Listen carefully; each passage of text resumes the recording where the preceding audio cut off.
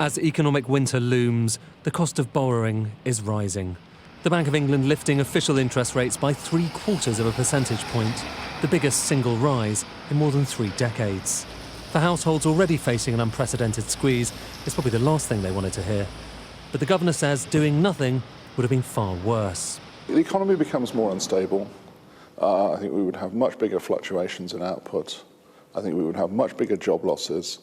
And at the end of the day, I'm afraid, if we get into that situation, the action that would have to be taken thereafter to restore stability would be much larger and much more damaging. So it's critical that we take the action. So the pain is necessary to prevent something worse, yes. Is that the point? But how does it feel doling out that medicine? Well, it never feels good. I don't think anybody should think that central bankers, in a sense, feel good doing this, but it is our job.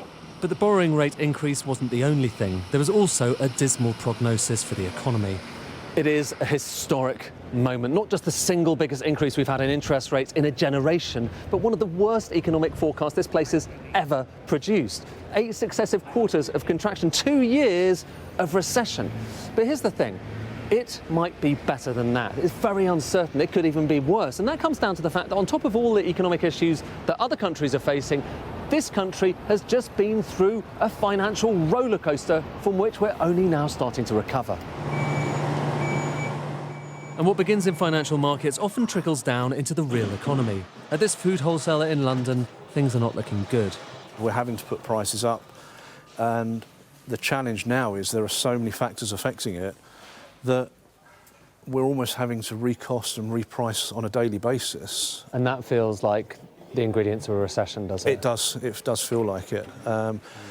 That's coupled with the pressures on wage inflation. All of our staff are concerned about the real value of their wages and how they're going to survive through the winter.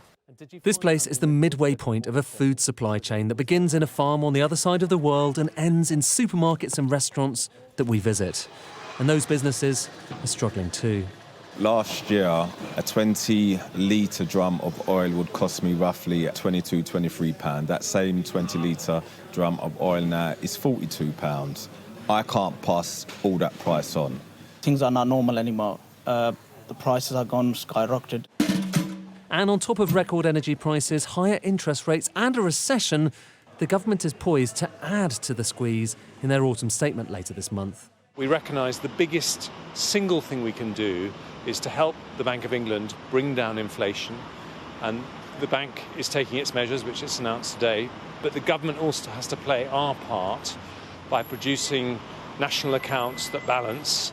For the time being, though, the outlook remains tough. Months, if not years, of recession, higher mortgages and higher prices coming your way soon. Ed Conway, Sky News.